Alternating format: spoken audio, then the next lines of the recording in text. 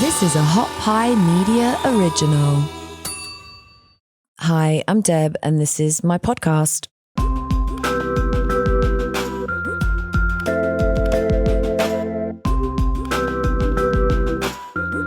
You're listening to the Deb O'Keefe Podcast, the podcast where Deb O'Keefe doesn't know anything. You know, over the Christmas holidays, actually, when was it? New Year's Day? Yeah, New Year's Day, I have a party every year at my house. And so Specs is a place where I stop off. Specs, of course, finer foods, spirits, wines, beer, liquor. What? Liquor is spirits, right? Yeah. Liqueurs. I'm going to say that word all fancy, liqueurs, because that's what I actually got from Specs. I was looking to have a Spanish-themed New Year's Day party with tortilla española and some other stuff, which we did, and it was great. But I wanted to find this one liqueur. It's called 43, and it's from Spain. And it's like a vanilla liqueur, which sounds disgusting. It sounds disgusting to me because I don't really like vanilla, but when I lived in Spain, it was always in these drinks, and for years you couldn't get it here, but you can get it at Specs because Specs has it all. You want to throw a fancy party, you want to have people over to watch the game, whatever it might be, Specs can come up with ideas for you as well. If you want to have a theme, they can give you special cocktails. They have it all, the food and everything as well. Go to specsonline.com to find the nearest location to you. Sign up to be a Key Club member because, well, why wouldn't you? Do it right now. Go to specsonline.com. All right, on the show today, talking to a very successful woman and we're going to listen to her story. She's got a big story, guys. It's not about just being a successful woman, but she has persevered through a lot of things. And I think she could send some hope, some messages of you can do it, as they say. And I don't know, you could almost die, and then the best thing in your life could happen to you. Maybe it's a story like that. Maybe that's the way we need to look at bad things in our life. They all come with a lesson, with a meaning. I don't think it always happens immediately when something bad happens to you, something life-changingly bad I'm talking about. It oftentimes takes a while for life to sort of filter through, to get through the stages that you need to get through. If you've gone through a big loss, you have to get through those stages and kind of respect them along the way, as shitty as they are, or they can be. The bad things take us to good places. On this podcast, I try and bring in interesting guests, people that will make you laugh, people that will make you think, people that will maybe make you reassess your whole life and beliefs. Try not to do that too often. And then I try and bring you people that will give you a story that you say, oh my God, to. Like, how did that happen? And my guest today is a wonderful lady called Courtney Gill. She is the owner and operator of Refine Aesthetics, a sponsor of my show. It's so great to have you here. Thank you. And I would just like to point out, this is not a plug for your business, although we will plug the business because that's the business of this business. But in fact, I believe, and I can't remember the timeline because it was quite messy, but you know, sometimes you go down Instagram wormholes and then you discover people and you're like, okay, I'm going to follow that person. I do that all the time. TikTok, Facebook, doesn't matter. Just the internet in general. And I found you going down a wormhole, and I've tried to remember how. What the process was of me getting there, and I can't. So anyway, you are the owner of a small business, but I started following your Instagram account because you posted about this incredible story of yours, a health, I was going to say scare, but scare doesn't seem like an appropriate word, but a health issue that you had last year that just, almost killed you, but you created this great story. And that's why I started following you. And then when you started sponsoring my show, I was like, this is just perfect synergy. I have to get you on. So Courtney Gill, first of all, congratulations on your business, Refine Aesthetics. Thank you. We just celebrated 1 year. Oh, congratulations. It is a lovely office. You've got a lovely group of people working with you, and you do lovely aesthetic services. And I know because I'm the recipient of one, and probably more to come in the future. But let's just rewind to, and I hate to use the word journey, I say that all the time on my podcast, but it just fits right here. The journey of you getting through these challenges and to where you are now. And how the hell did you almost die last year? 2 years ago now. 2 years ago. Is that where everything begun? Yeah, October of 19. So my COVID started a little early, Yeah, I it like did. to say. Yeah, So, yeah. Basically, I have been a PA at another practice here in Austin. Physician's assistant. A physician assistant. And I had my first child, a little boy, in March of 2018. And my second child 19 months later at close. October of 19. And she came on her own a week early, easy labor, easy birth, came home. And, you always look back, even as a healthcare provider, but also just a woman, a mom, and you wonder what signs you missed. But 10 days postpartum, How early was she? She was 1 week early. That's not super unusual, right? Remarkable. Nope. Totally one of those fine. Things. Woke up in the middle of the night having contractions and was like, hey, baby, I think this is happening. Get the go bag. Yeah. And, no complications throughout either of my pregnancies. And I'm a healthy, at the time, 34-year-old. Now I'm 36, almost 37. So yeah, basically no health conditions. No health conditions. Underlying problems. Maybe a little anxiety every once in a while. I think we all have that. Yeah. But yeah. But being pregnant, that could you raise your blood pressure. Yeah. And so 10 days out. 10 days out. Baby's fine. Baby's fine. Breastfeeding fine. At home. I did have a very stressful week. My mother-in-law had to leave after being with us for 1 day because her dog died. My nanny at the time, who was supposed to be with me after the first week, was called in sick. She actually later died a month later. Get out. Hold on. So you just had your second baby and you're getting surrounded by death. Well, it was coming, but yes, basically my support system was falling apart. So mother-in-law, grandma was supposed to be staying there to help. I had already sent my mom home. I was like, I got, I've got help. I got a team. And then I remember my husband not feeling great, stomach stuff. So you're like, don't even touch the children. We don't need that right now. So you're dealing with a newborn and a 1.5-year-old. Yes, no sleep. And, I look back and wonder if I had hypertension, and I actually think probably I did and just didn't realize it. What are the symptoms of hypertension? Physical symptoms? There's not a lot. I had a headache on and off, which I would say is the most common symptom. And you're tired and you're... Yes. There's your headache. And vision changes can be a sign too, which with exhaustion and no sleep. And even with pregnancy, I'd actually already had some vision changes during pregnancy and then no sleep. You're just like, oh my gosh, I can't even see the TV right now. So I think there were some things going on. And then I had a rare event that Thursday, 10 days out.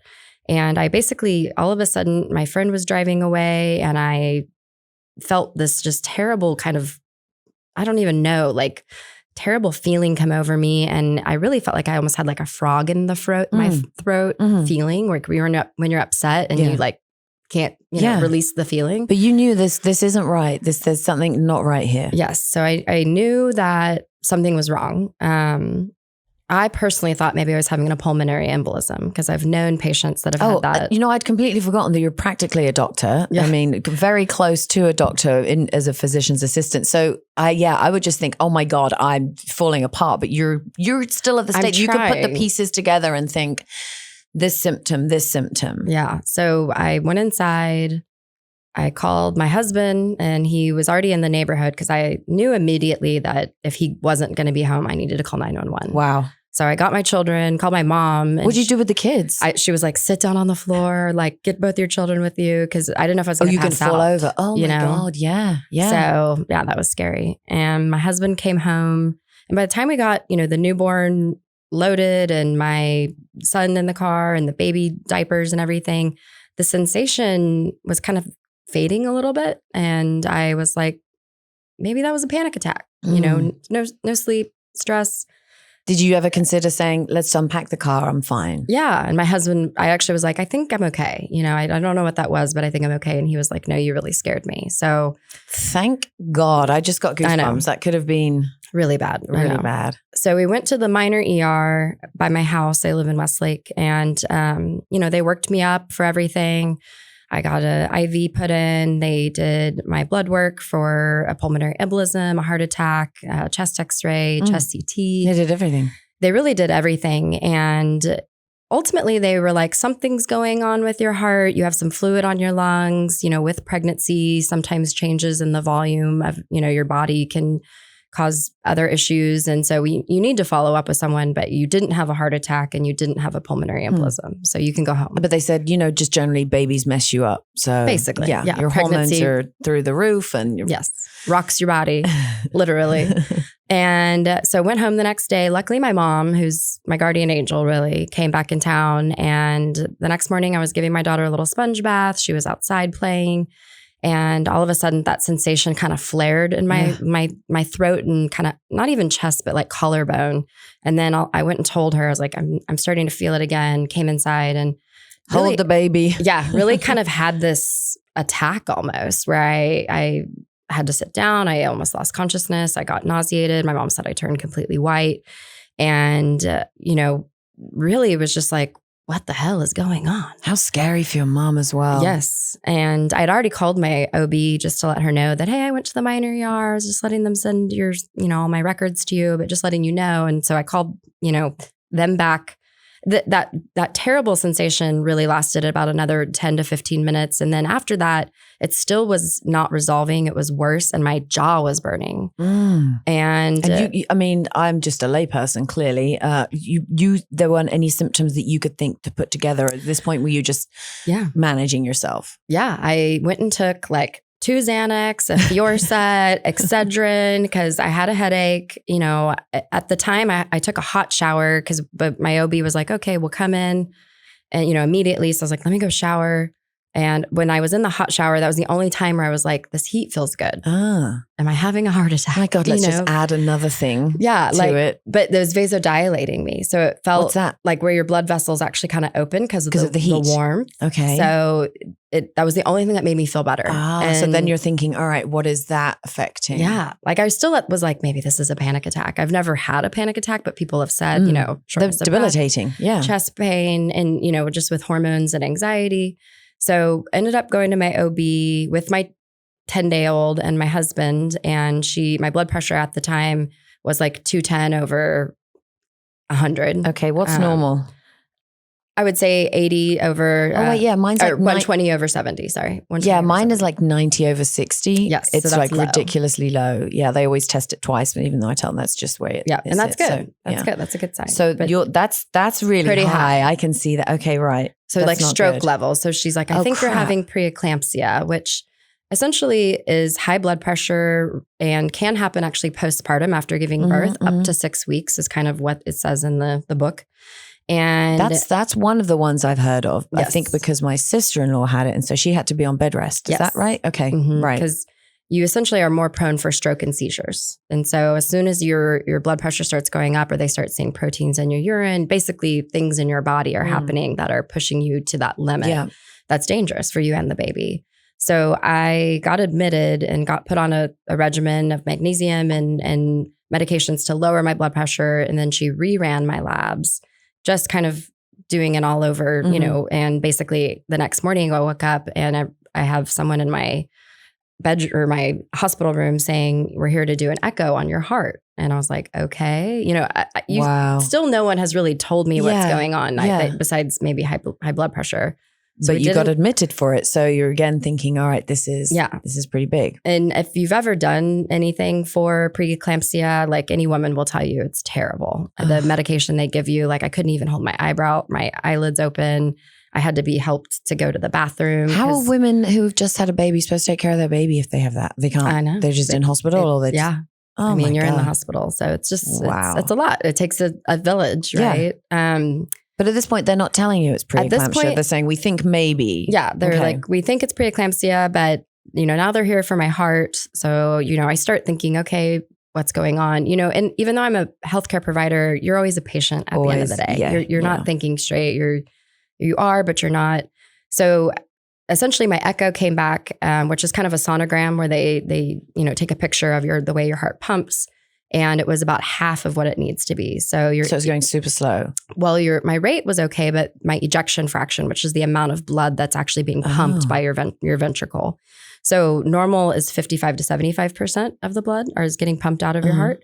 And mine was about 25 at the time. So you got a blood full of heart and it's not in the body. And it's just slowly. Yeah. So my heart is damaged. Wow. And they said that morning, that was like 6 a.m. in the morning. They're like, okay, don't eat or drink anything because we're going to probably need to do a heart catheter. Meaning you're going to knocked out and they're going to stick something in there. Exactly. And I have my, 10-day-old nursing. God. I am still recovering from a childbirth, that takes a toll on a woman's body in general. Plus I'm doing this, and I remember being so thirsty. And so eventually I think at like 5:30 in the afternoon, they finally came and got me and we did a heart catheter. And when I awoke, my husband was in the cardiac ICU and the nurse was the first one that was like, "Oh, honey, you had a heart attack."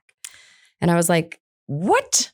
What's happened? When did that happen? Overnight when you were asleep, or? I had been knocked out. So it was probably 8 p.m. that night. Oh, they knocked you out for the catheter. For the heart catheter. And then you had the heart attack. Well, no, I'd already had the heart attack, but they're diagnosing me. They're like telling me. When did they think you had the heart attack? So once they did the heart catheter, they actually, shoot dye and they take pictures. They can see the blood flow of all the arteries in your heart. And I basically had a 4-centimeter dissection, which is pretty big. Yeah. And my left anterior descending artery, which is your main artery of your left ventricle, also known as the widowmaker. When you hear people that die of a heart attack from a widowmaker, that's it's like one of your main old ones. Fat men. Right.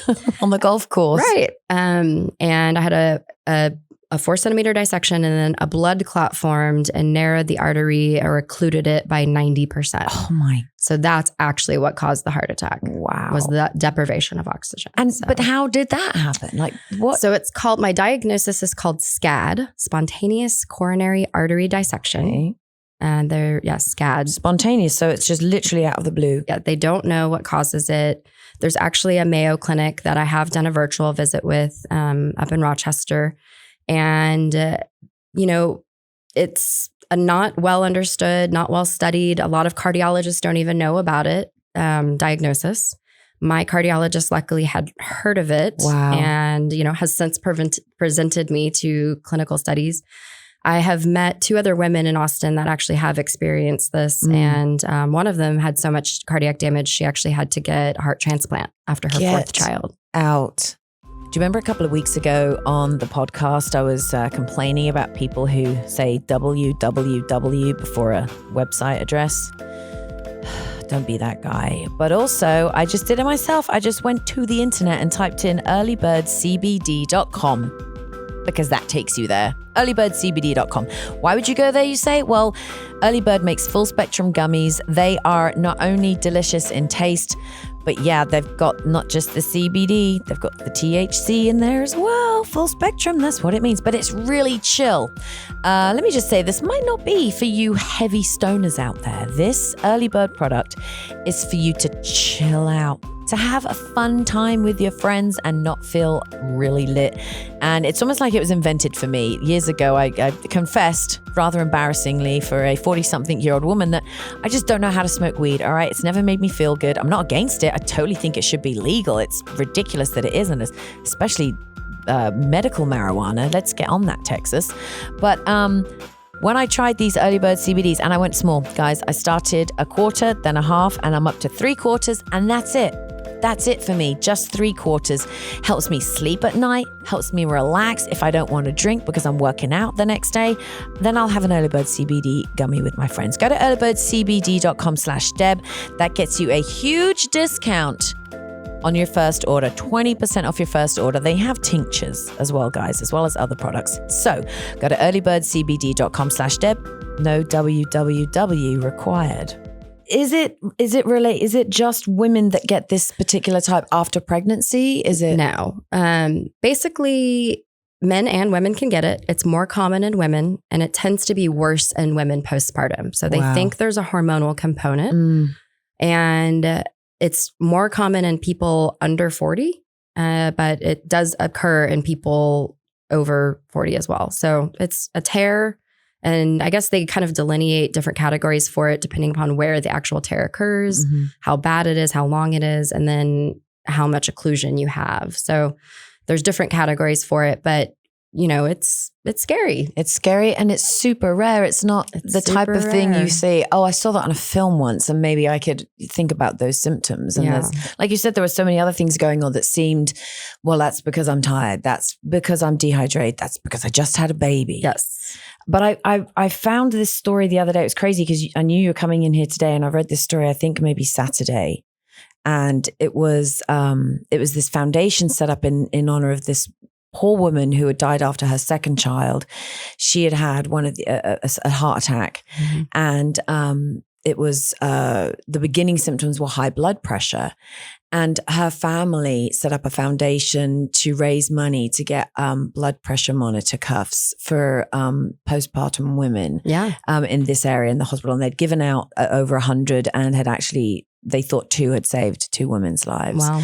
And so in reading that story and then knowing the very minor details of yours, I can only conclude that there is so much that we don't know, that we're not told, because there is just so much. Yeah. But do you think there was anything that was maybe missed with you, or that you could have educated yourself about more, or the doctor could have told you that these things could become a problem? I do think that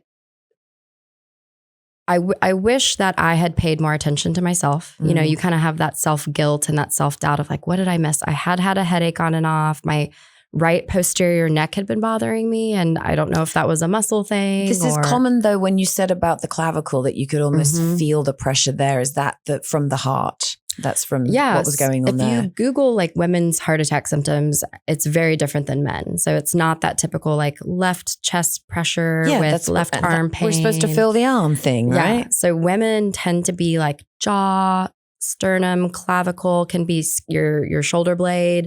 So I think, I think from an education standpoint, I wish that women would not brush things off. I wish that we would, try to take our own health more seriously, especially in these such, precious times for you and the baby. I think everyone's so concentrated on the baby. I think we really kind of lose a little bit in our culture as Americans, especially, what women actually need. You hear women all the time talk about, no one told me about how hard breastfeeding was going to be or what my vagina was going to be like after I gave birth. These are conversations that, for whatever reason, we don't have a lot of conversation about. I didn't know about some of these. I don't have kids. I've chosen not to have kids, but I've got lots of nieces and nephews and very close friends whose children I was in the room with when they were born. So it's been wonderful seeing that with my friends who are like my family here.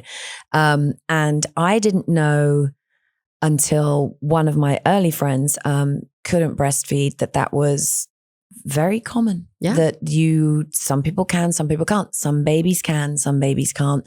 The combination of the two is important.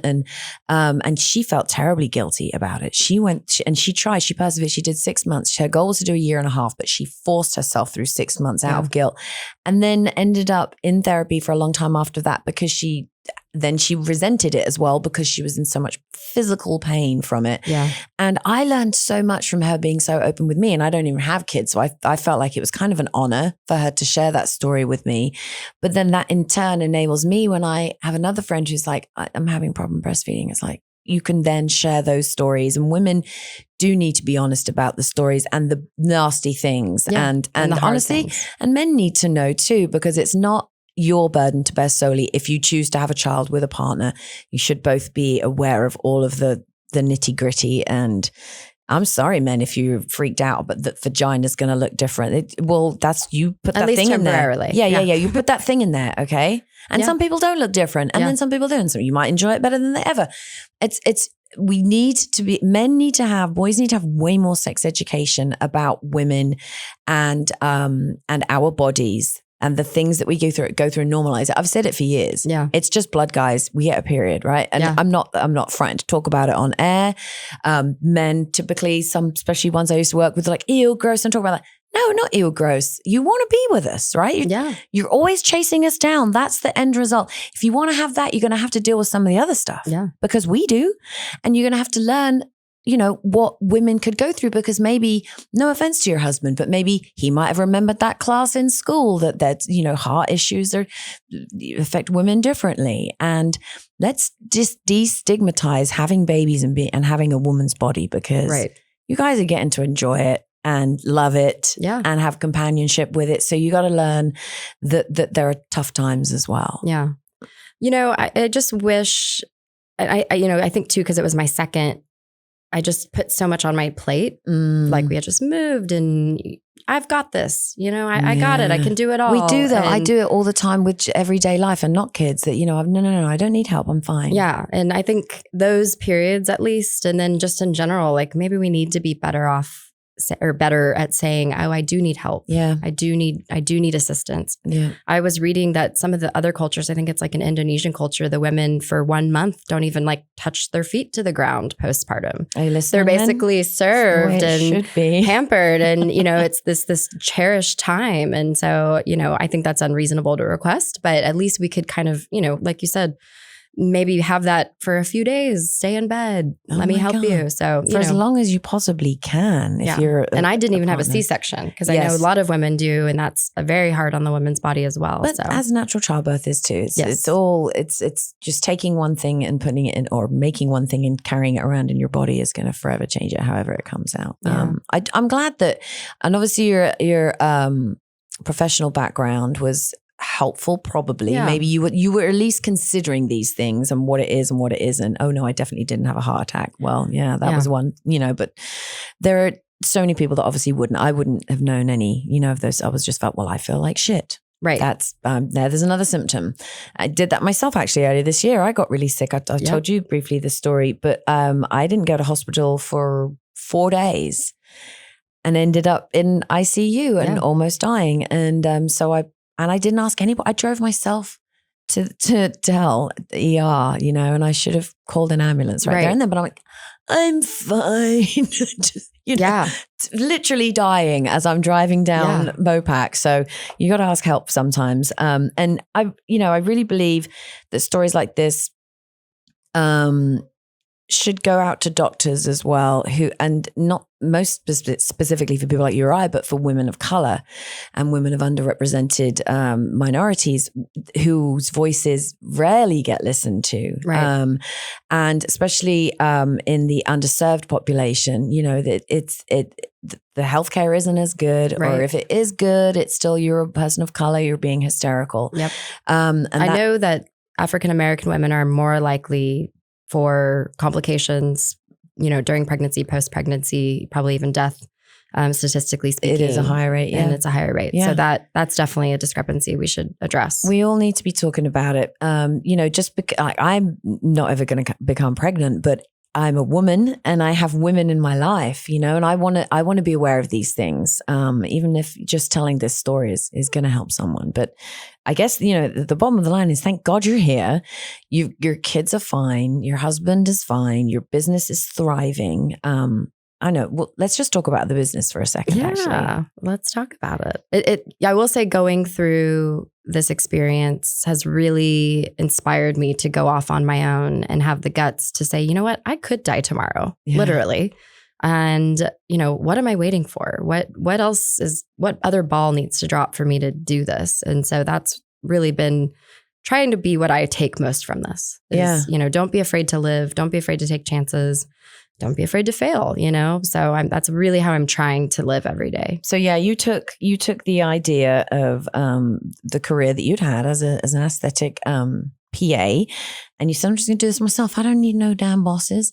So this is going to be a very integral commercial here, guys. But Courtney and Refine Aesthetics are underwriting the show. So thank you so much for your support. And in turn, I love to support you. If you're looking to, tip-top yourself up, sometimes you just wake up and go, oh, I walked into the office today. It wasn't one of those days for me, actually.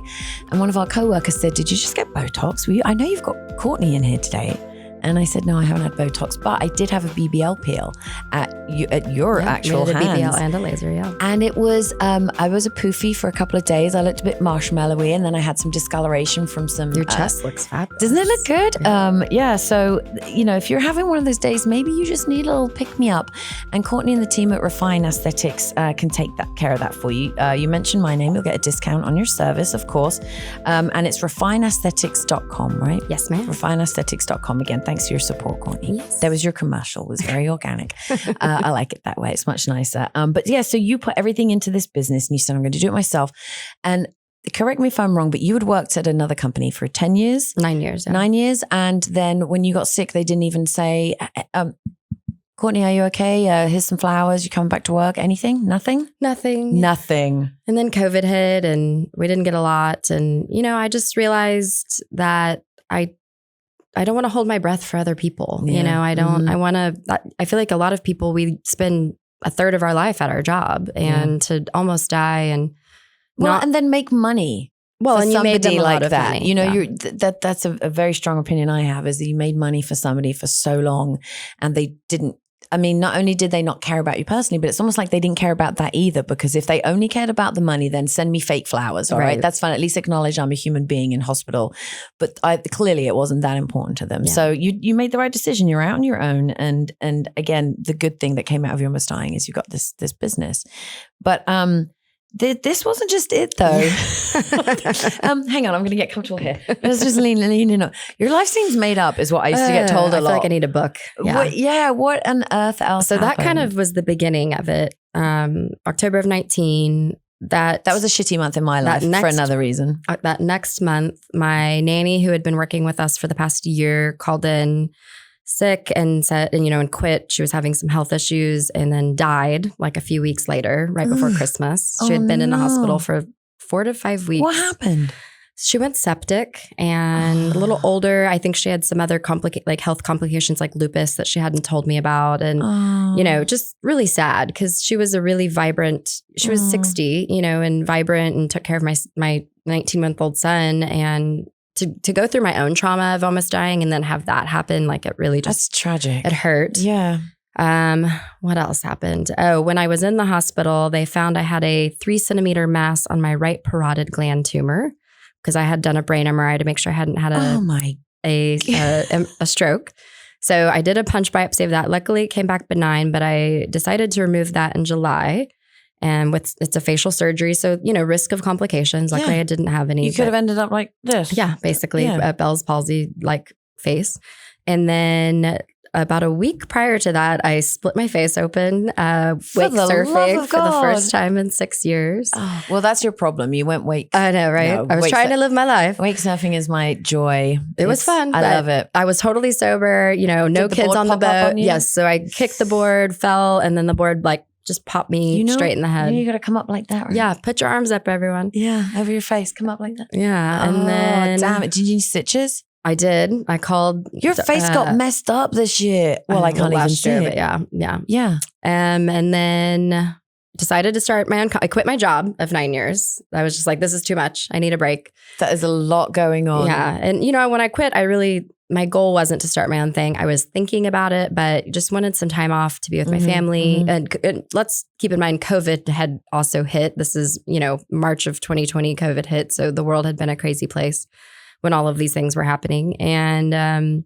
decided when I came back in September to go ahead and to make the plunge. So got my loan and got everything started, hired people, and really that's been pretty good. The last thing that happened is we had a fire in my house during Snowmageddon in February of 2020. No one had power. How did you have power enough to have a fire? So that's just humble bragging, Courtney. I know. I'm like, you're freezing over there? How many worse things can happen? That is horrible though, a fire. Yeah, the wall caught fire. We had the gas fireplace lit. And I guess this one area was an add-on to our house from the previous owners. And there was wood inside the wall touching like the metal chimney. And because we had it on for like 8 hours, it overheated and embered. Oh my God. So, I've been done some therapy. I'm working on myself. It's kind of a little bit of PTSD because I feel like anytime I have trauma, like I hit a deer the other day and trashed my car, like these things just kind of bring it all up. Yeah, so, no, they do. That's something else to definitely talk about. But yeah, there's been a lot. And sometimes I just try to laugh at it and sometimes I cry. I cried on Saturday. So, I don't think there's a week that goes by. And that's good. Let it out. And I think at the beginning of this, you said, full circle, after all of this, you've got this amazing business. I do.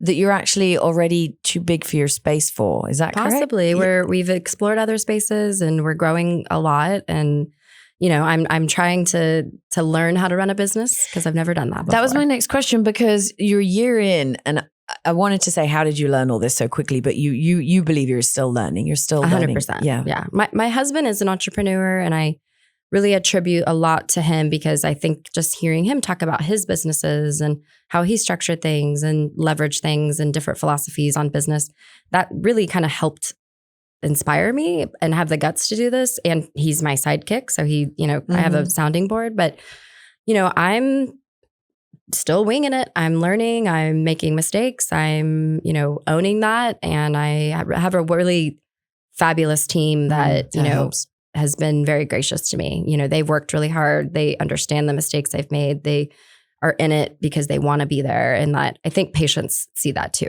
So yeah, definitely. It is, you can tell it's a nice group of friends working together. It's nice. It's not, corporate-y and clinical, even though you're a med spa, because you're it's more homey. It is. It's really nice. It's a nice environment to be in. I want it to feel like, whether it's a man or a woman, but like you're going to see someone that you respect, but that you can be comfortable with. Yeah, so I agree. That's what we're going for. That's what I got. I'm glad. I'm so glad that you, even after all of that trauma, that you decided, I'm just going to go through with this and do my own business. It can take a lot to leave the man. Yeah, I think Austin's very about the grassroots kind of movement. I think a lot of people don't want that corporate entity. I think they want a more intimate, where they have a voice and opinion. And I think we like to interact with people in any time, like professional sense, even if it's like your lawn guy, or my friend who comes and does my pest control does a bunch of my friends. Like we all recommended him, and we all now, like, we know him and we feel safe with him wandering around our house. I mean, that's the least of it, but it's nice to know someone local and refer people that are like, oh, this guy's great. He does my friend, he takes care of my friend. We all kind of want to know those connections. And I would definitely say that I think people feel that with you guys and have gone with you to your new place. Oh, that's another question. I don't know how much you can talk about, but are they pissed off at you that you're doing so well? I haven't talked to them. Old people, I'll call them. I haven't talked to them. Haven't heard anything down the rumor mill? No. And I think at the beginning I was a little more bitter. I now try to take the step of, that was a 9-year residency that I got to learn. And I still think there are wonderful providers there. And I still refer back to my old job for the, physicians that offer services that I don't or can't. And so, I'm hurt on a personal level, but I'm very grateful as well. And, I want to step out on that foot if I can. No, that's really great. And I think that it's where sometimes you want to just be F you, to the. There's definitely was that. And there is still that feeling. I felt like I was hitting my head on a ceiling. It's true. It's very much, I think sometimes that the ideal that you're sold working for this company, we'll give you these benefits, we'll have this structure, everything. It really sometimes can be a box, and it can be a way that it's holding you down. Because if you were still there, you wouldn't be here right now. And I think for the longest time, I wasn't interested in the business side of it. I was such a practitioner, and I really wasn't interested in learning about the money and advertising and geofencing and just all these other things that now, for whatever reason, I guess almost dying, I'm just like, let's learn again. I feel like I'm back in school in a way. So I think it takes that mindset too. Once you either taken out or you step out of the role that you had, that you think this is all I can do. Once you're physically away from it, exactly, you then realize that all of these other things that you're capable of, you just were never asked to do there before. I think that happens to a lot of people, and why sometimes losing your job or being fired or quitting can be the best thing that happens to you. Yeah, I hope realize all of this other badass potential that you've got. It's been a fun year. There's been laughter and tears and, a lot of self-exploration, self-doubt, but we're here. We're still here, and we're thriving, and we're doing well. And and you keep messing your face up, so you keep having to have cool scars done. Right. So I'm like, come and laser. I've lasered my scar. This is what it looks like after Morpheus 8. So it's nice to act, and that's actually why I went into dermatology or skincare, because I am fair and freckly. I had acne growing up. I've done Accutane. I have scars. I played sports outside, sun damage, so I am empathetic with my patients, and I try most things. I should have gone into your business, the amount of stuff I've done to myself too. It saved me a lot of money over the years. Right. But thank you, Courtney. Thank you. I'm so happy that your success story is still growing. It's still a journey. And let's see you next time, maybe this time next year in like a gigantor facility with loads of other cool people running around doing more cool shit. I hope so. So we'll see. All right, well, thank you. Take care of those babies. I will. I love them. Thank you. Thank you.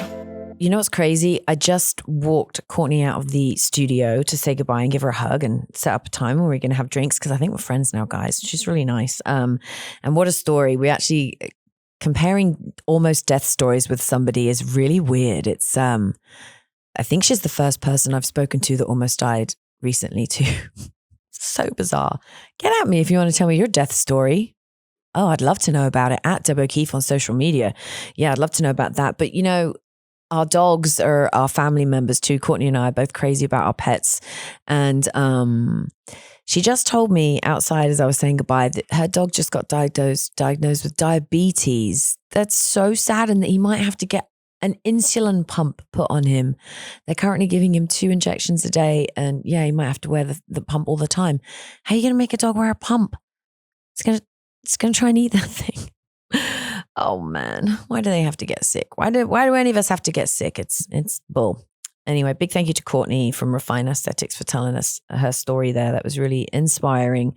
And listen to her words. You know, you don't have to be boxed in. Maybe you can do all these things that you never even thought you could do, that you just hadn't had to access. I've learned a lot about that myself recently, actually, is that I can do a lot more things than what I am on paper. That's made me feel really good about myself. Thank you for listening as usual. I hope you enjoy it. Like, share if you'd like with a friend. Subscribe. I'd love you to subscribe. And as always, love you. Bye. Thanks for listening. You can find more episodes and all of our other Hot Pie Media originals baked fresh daily at our home online at hotpiemedia.com, the Hot Pie Media YouTube channel, or wherever you listen to podcasts.